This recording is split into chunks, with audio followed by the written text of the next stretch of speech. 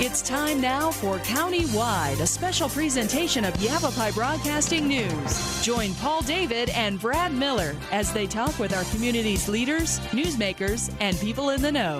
You'll hear about the hot topics that affect all our lives here in Yavapai County. And now, here's today's County-Wide.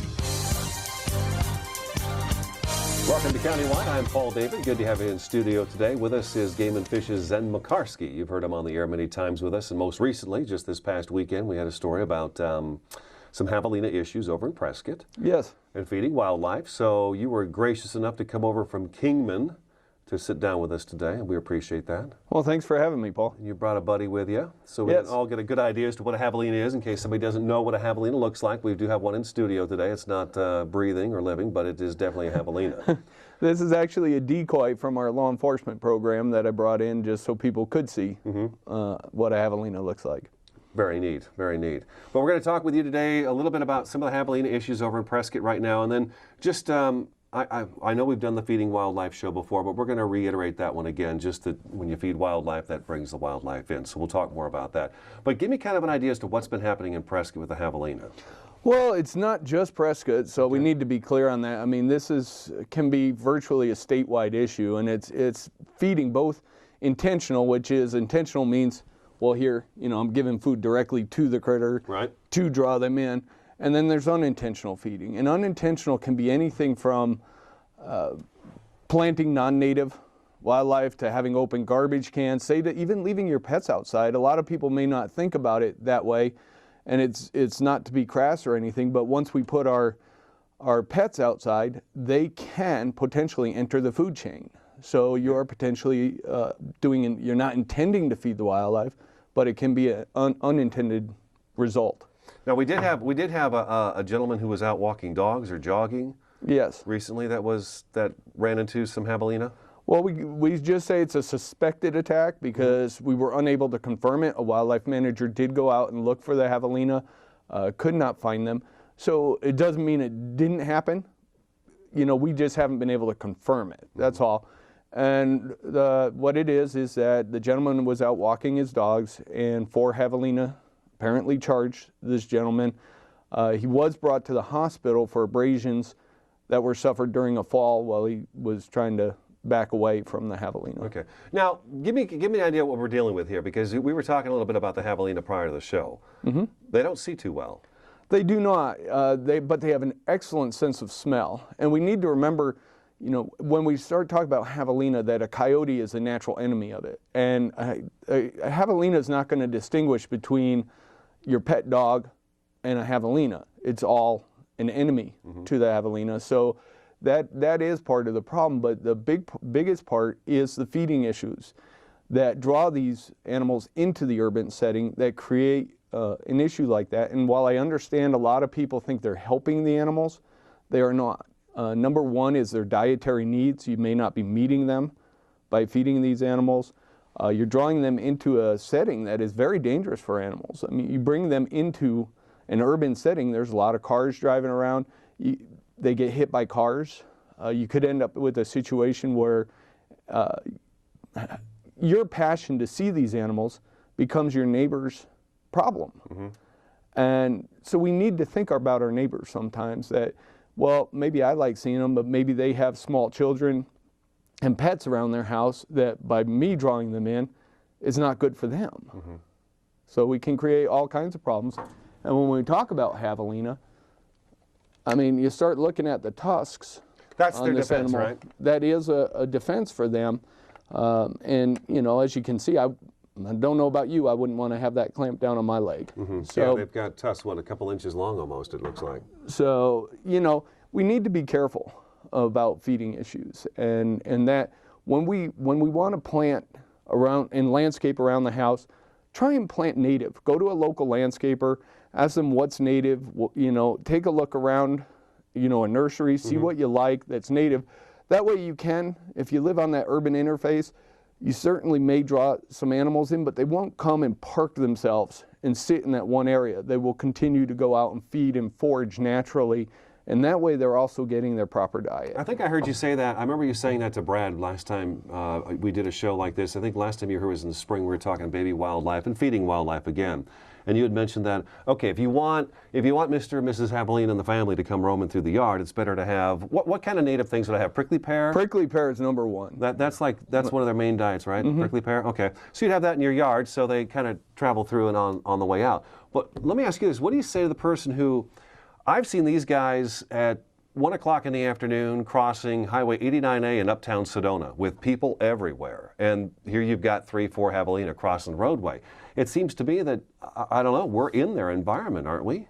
Are we really pulling them in? Yes, we are, but we're also in our own environment, you know, and yeah, we can be naturally pulling them in. They have naturally migrated from the south, and they've continually pushed farther and farther north over time. And so it's been a natural migration for Havalina. The thing is, we don't want to create an unnatural setting by providing food and putting this out and drawing them closer and closer into that urban setting. I don't think there's a need for that. They will naturally migrate, and you're just creating a situation that becomes more dangerous for them. I mean, let's think about it. If you're driving down a road and a Havalina jumps out in front of you, first instinct, slam on the brakes. You could be putting somebody behind you in danger. So there's any number of reasons not to feed wildlife. Mm-hmm. Do we have a problem with that? Feeding wildlife? Oh yeah, and not just Havalina. Some of your cases. Give me an idea. Give me one of your cases that I guess that you would consider kind of outrageous that you've bumped into in the Well, years. I've never understood it, but we've had a number of coyote feeding issues. Oh, that's odd. Where people will take their leftover dinner scraps, throw them over a wall. Of course, they're throwing them over their wall, next to somebody else's property. Right.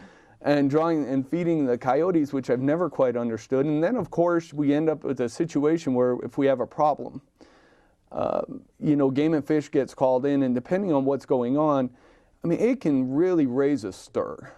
And Game and Fish can take a lot of heat over some of these issues and people don't want to admit the fact that this is not a Game and Fish caused problem. This problem was brought on by a feeding issue. If we didn't, the vast majority of our calls that we get that involve nuisance wildlife are a result of feeding. And that's important to remember because we have to spend incredible amounts of man hours and time dealing with these nuisance wildlife issues. And a lot of them would just go away. Not all of them, and I'm not saying all of them. There are cases where the animals just end up in a bad situation, but most of them would go away if we just could get a handle on the feeding issues. I've noticed when it comes to wildlife, you guys do, there's quite a few comments left behind stories that involve wildlife. Especially with bears and mountain lions. And again, we can create a setting that's really attractive for them. If we're putting out food for Havalina, for deer, for any other animal, does it mean that I will definitely draw on a predatory animal? No. Is it a possibility? Absolutely. So we just need to be careful with that. We have a number of issues, you know, near and dear to my heart, of course, is the Wallapai Mountain Range, which is south of Kingman, if somebody's not aware. And there's serious elk and deer feeding issues up in that range. And we have had a number of mountain lion related cases up in that area that are a direct result. And part of the problem, of course, is diet. You know, I see that you shake a bag of chips up in the Wallapais and the elk start walking towards you. No kidding. And, you know, and we had a case where elk shoved its head into a trash can. We just saw those pictures come up. Okay, and pulled its head out, and the trash can lid, because it has a snapback lid, came out with the elk. And I had people say, well, why don't they change the trash can lids? I said, you're missing the point. What should be in a garbage that an elk would want to eat? This isn't a bear, this is an elk. We, by the feeding issues, have essentially conditioned elk to seek out human food, which, you know, if, say, chips and salsa aren't good for you and me, what makes us think they're good for an elk? We have to take a break. Zeb Mocarski with the Arizona Game and Fish Department in studio today. We're talking a little bit about the encounters between humans and javelinas in the Prescott area, and it happens all over the place all year long. And then also feeding wildlife. Stick around. Countywide, we'll be back in just a couple minutes. So, I'm kind of new here, but I've noticed a trend. My human does this funny thing where she goes around and gets all my toys, And then she hides them in that basket by the door. But it's always the same basket, and it's always in the same place. And then she acts so surprised when I find them, but, she's putting them in the same basket again. It's like, hello, that's where you put it last time. You were the worst at hide and go seek.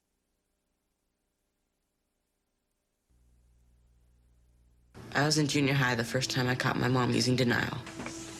She had to have known her painkillers were missing because I kept stealing them. Her denial was so out of hand. So she doesn't even know? I'm going out. It was like I could get away with anything. You kids have fun. And that was when I knew. When she was addicted to denial. Denial is a drug. Get help. The partnership at drugfree.org.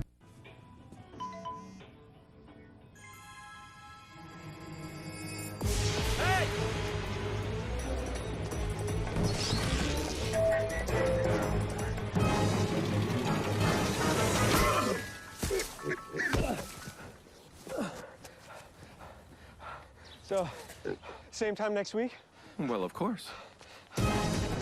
Put away a few bucks, feel like $1 million. For free tips to help you save, go to Feed the Pig.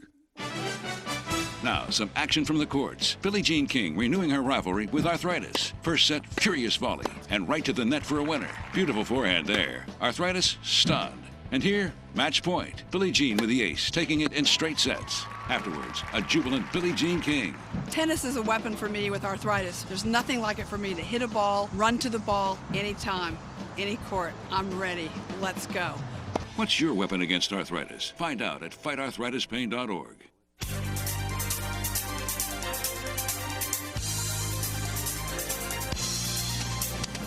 Welcome back to Countywide. Good to have you in the studio with us today. Zen Mocarski with the Arizona Game and Fish Department in studio. We're talking about feeding wildlife, and we've had some javelina issues over in the Prescott area. But javelina really, it's just, I don't know, I guess if I saw javelina, I wouldn't worry too much. When I lived out in the village of Oak Creek, I can remember waking up in the middle of the night and they'd be out below my balcony just chowing down on the pyracantha, the berries, and just enjoying those. And the house was located up against the Forest Service, and I didn't grow those pyracantha for the javelina, but I knew well enough to stay up above them and away from them. Let's talk a little bit about the circle of life. Because you were mentioning before the show that people, I want to feed just the javelina. Or the squirrels. Or the squirrels. rabbits. Or the birds or the rabbits. And you know what? I feel like I can't tell people you can't have a bird feeder in your yard. I think that seems kind of extreme to me. The general rule for me is keep food off the ground. Keep food off the ground. If you got a bird feeder, there's nothing wrong with that. I mean, but keep the seed off the ground. There's non-spill bird feeders. You can also hang, say, a pie plate under there. But you need to take the responsibility and at least occasionally empty out that tray. Or if it fills up, it starts spilling over again. And some of the to give you an example, I had at a county fair one time, a gentleman came up with his wife and asked me, why do I have so many rattlesnakes? And the first thing I said is, do you have bird seed on the ground? And he said, well, we have a bird feeder, and yeah, the seed ends up on the ground. I said, well, you're probably attracting rats and mice.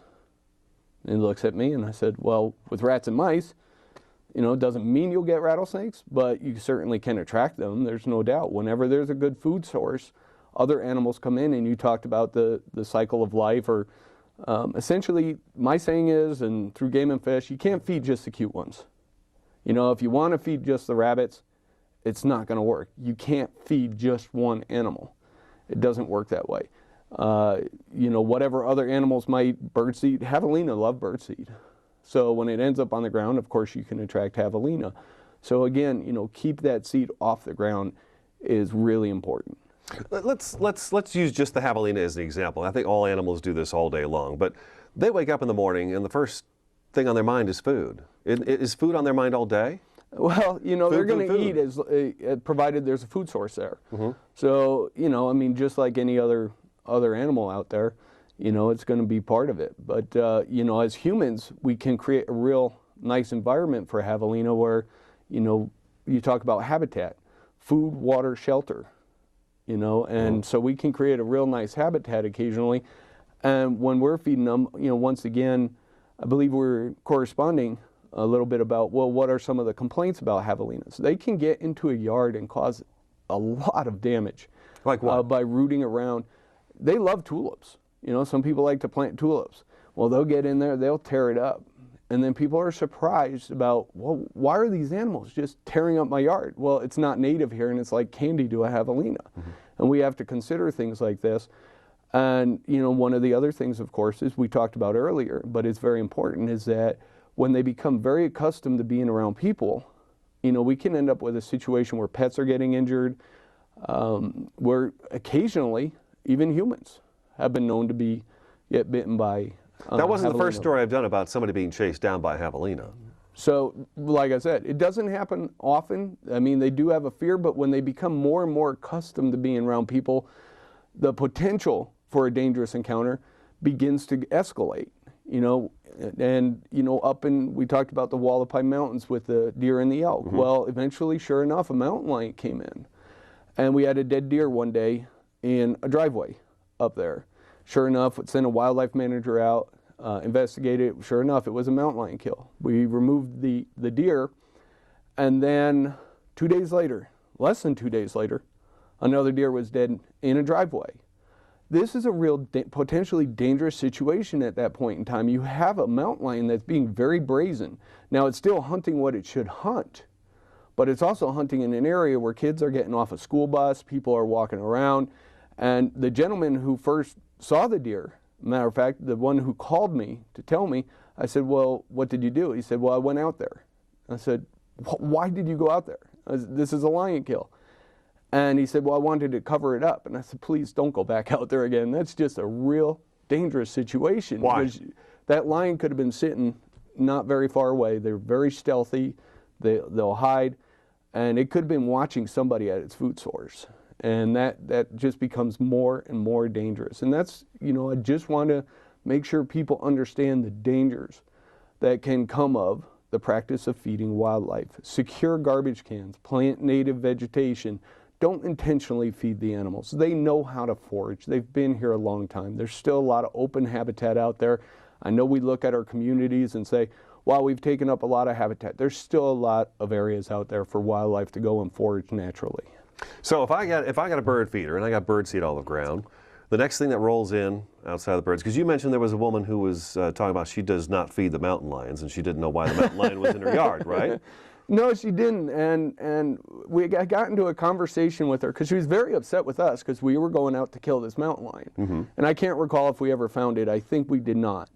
But she was very upset just with the fact that we were going out to try and kill this mountain lion because it was posing a threat. And so we got into a conversation. I said, do you feed the animals? And she got very upset, says, I do not feed the mountain lions. I said, well, I'm not talking about feeding a mountain lion. I said, do you feed any animals? She said, yes, I feed the deer. And at that point, you know, it all comes to the surface. I said, ma'am, by feeding deer, you can potentially attract mountain lion. It's their favorite food. Mule deer, you know, deer in general are just the favorite food of a mountain lion. Of course, they'll take what they can get, whether it be javelina, you know, deer, elk. Dog, cat. Dogs, cats, you know, a lot of these things. They'll take rabbits. You know, it's not a great meal for a mountain lion, of course, but they'll take cottontails and jackrabbits, of course, as well. They got to do what they got to do to survive. And, Absolutely. And if it's available, they'll take it. So we got bird seed, then we got mice. And if you don't want rattlesnakes, well, now it's too late because odds are, or snakes in general. Potential. I won't even say odds are. I know, but I don't want to paint. It's not going to be a perfect picture, but it is. You know, this is how it does work. It's bird seeds, mice, maybe some snakes, rabbits. Then you get bigger predators coming in, javelina coming in there, and then all of a sudden you've got this, you know, mountain lion in your yard going, Potentially, oh boy, yeah. there is all kinds of stuff coming through here. I'll just hang out. And then there's a nice garden pond over here I could drink from with a shade tree. Yeah, or a pool. Or a pool, yeah. So that's kind of how that all works. So it's just that whole feeding, I call it feeding in the food chain. Okay. I mean, if I put out food for this animal, what can come out after that? Well, okay, yeah, here you go. But by feeding that, what can I also attract?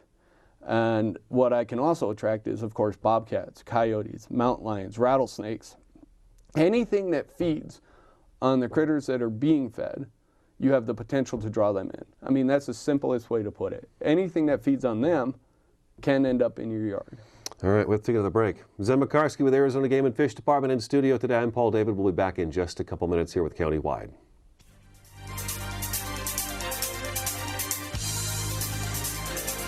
Having a fire escape plan is very important to keep your family safe and together in the event of a fire. When you awake to the sound of a smoke detector and smoke in your room, don't stand straight up. Carefully roll off your bed and stay low under the smoke.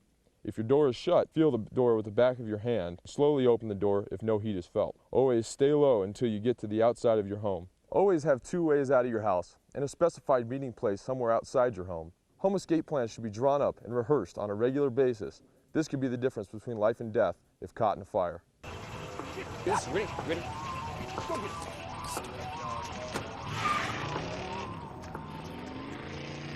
Oh, come on, Randy. Animal shelter, here I come. And no, I'm not crazy or emotionally damaged. That's a stereotype. I just belong to a total loser. I'm a good dog. So if you want a pet, adopt. And if you see Randy, tell him he dropped his wallet.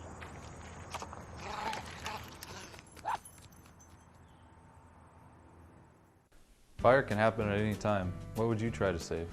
My family photos. My grandfather's war memorabilia. My dogs.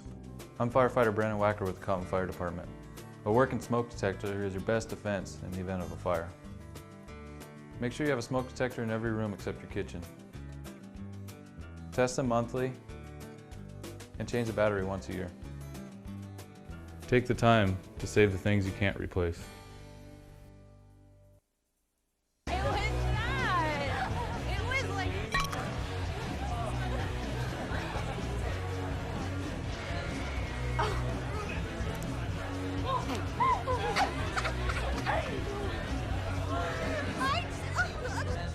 It's easy to tell if you've had way too many.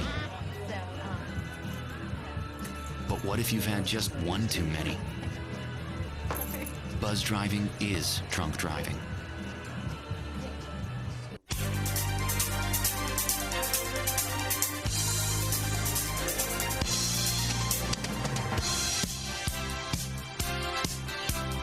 Welcome back to Countywide. We've got just a short time left with Zen Mocarski. What do we have? What is one thing you would like to get across today before we say adios on this program? I think the same things we already said, and I don't think we can reiterate it enough. I don't know. Big word for me. Mm-hmm. So, just that they can survive on their own. They don't need our help. They've been here. Let's not make a bad situation and then potentially a bad situation from that point forward even worse. Okay. Let's not do that. And let's remember, when Game and Fish is out there chasing a bear or a mountain lion or some other animal, that there's usually, almost always, an underlying reason for that goes back. And if you trace the steps all the way back, that there's going to be a feeding issue somewhere in there. Mm-hmm. Not 100% of the time. Sometimes a lion can just get itself in trouble. Mm-hmm. But there's almost always an underlying issue that led to the fact that Game and Fish is chasing a lion or chasing a bear because it is believed at that point in time that animal has become a public safety risk. Humans have done something wrong to stray the animal, to mislead the animal, basically. Right. And so let's always remember that. Understand when you start reading a story or you see something on the news or on the radio, think that there's what happened to lead, not just Game and Fish is chasing an animal. Why is Game and Fish chasing that animal? And let's understand that there's almost always an underlying reason why that animal is now in the situation it's in. All right. We're out of time. I'm Paul David. That's today's Countywide. We will talk to you again next time. This has been Countywide, a special presentation of Yavapai Broadcasting News. Listen in each Tuesday and Thursday as we tackle the hot topics and talk to the decision makers across Yavapai County. That's Countywide with Brad Miller and Paul David each Tuesday and Thursday on this Yavapai Broadcasting station.